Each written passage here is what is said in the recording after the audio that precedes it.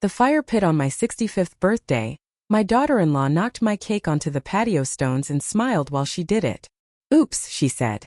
So I picked up her $2,500 Gucci handbag from the lawn chair where she'd left it, walked it over to the fire pit, dropped it into the flames, and gave her the same word back. Oops. That night I learned something I should have learned years earlier. Family love should never cost you your dignity. The cake didn't come out of nowhere, and neither did what I did about it. By the time everyone had frozen into silence around that ruined mess of frosting and crumbs on the stone, I already understood exactly what Sloan had done, and exactly why. My son lost his mind. I simply told him his wife had started it. My name is Lorraine Caldwell. I'm 65, a widow, and this is the story of how I stopped being a guest in my own home. The cake I'd hosted a simple backyard barbecue for my birthday. Just family, a couple of neighbors, and a lemon cake my friend Brenda had baked from scratch and carried over in her own hands. Nothing extravagant. Nothing that called for an audience. Sloan arrived late, the Gucci bag hanging from her elbow like a prop, making sure everyone within earshot knew what it had cost. She spent most of the afternoon glued to her phone, visibly irritated that an entire day could exist without being about her. When it came time to sing happy birthday, Sloan suddenly announced she needed to use the restroom. There was plenty of room to walk around the dessert table. She chose instead to squeeze directly past it, and I watched her elbow jerk outward at exactly the wrong moment. The cake hit the patio and splattered across the stone in a wide arc of lemon frosting. She didn't pause. She didn't look down. She just tossed out that flat, unapologetic oops and kept walking toward the house. Dead silence fell over the yard. Nobody moved. Nobody knew what to do with their hands or their eyes. I didn't cry. I didn't yell. I walked over to the lawn chair where Sloan had left her prized possession, picked it up by the strap, and dropped it into the glowing embers of the fire pit we'd lit for the evening. The leather began to smoke almost instantly, curling at the edges, giving off a rancid chemical smell that drifted across the yard. Harrison sprinted toward me red-faced, screaming that I'd lost my mind, that I was going to pay for this. I looked him dead in the eye, as calm as if I'd been watering my hydrangeas. "You can send me the bill, Harrison. But first, ask your wife why she decided to destroy my birthday." If Sloan wanted to call the police over a handbag, I told him, I'd be more than ready to talk to them about the intentional destruction of my property, and about the pattern of disrespect I'd been absorbing in my own house for the better part of a year. Sloan walked out of the bathroom just in time to see the leather blacken and collapse into the coals. Her shriek echoed off the back fence and probably reached the neighbors 3 houses down. But as they were about to find out, the handbag was only the beginning. A year of guests Harrison and Sloan had moved in with me about a year before, claiming they were saving for a down payment on a place of their own. At first they kept mostly to their room, polite and a little sheepish about needing the help. But slowly, month by month, Sloan took over. My shelves, my bathroom, my routines, until I felt less like the owner of the house my husband had left me and more like a guest passing through it. The morning after the fire pit, the tension in the kitchen was suffocating. Harrison stomped in, scowling, demanding an apology and a check for $2,500. I poured myself a cup of black coffee, sat down at the island, and took a slow sip before I answered. "There will be no check and there will be no apology. Her emotional baggage is not my responsibility," I said, keeping my voice level. He scoffed, whined that Sloan was upstairs crying her eyes out, that I was being vicious. I wasn't interested in a circular argument with a 35-year-old man acting like a toddler who'd had his toy taken away, so I finished my coffee, rinsed the mug and went upstairs.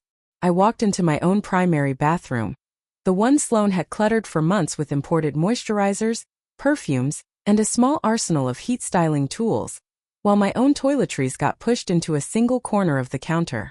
I found a heavy cardboard box in the closet and, moving methodically, packed up every bottle, brush, and jar that belonged to her.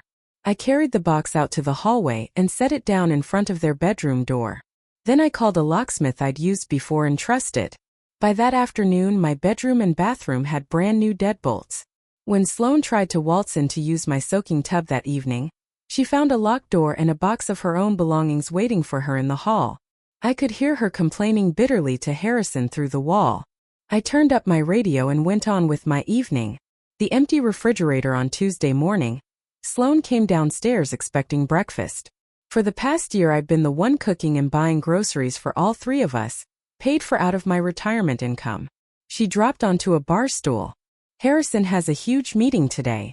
How long on the eggs? I have no idea, Sloane, I said, sitting down with my toast. I suppose it depends on what time you start cooking them. She opened the refrigerator and found almost nothing in it. Earlier that week I'd quietly moved my own groceries into a small fridge in my bedroom. Where is all the food? She demanded, her voice climbing an octave. Harrison is starving. Harrison knows how to navigate a grocery store, I said, brushing a crumb off my plate. I'm a widow, Sloane, not a maid. Starting today, the two of you are responsible for your own meals. She opened her mouth to argue. Whatever was on my face stopped her cold. I wasn't angry anymore. I was simply done explaining myself. That afternoon my daughter Meredith called. She lives a few states over, and has a lifelong habit of siding with whoever offers her the most convenience at the moment. Harrison had obviously gotten to her first. Mom, you're being totally unreasonable, Meredith said. In that tone she's used on me since she was 14. Just cut her a check for the purse and make them dinner. You know how easily Harrison gets stressed. A pause, and then with no transition at all.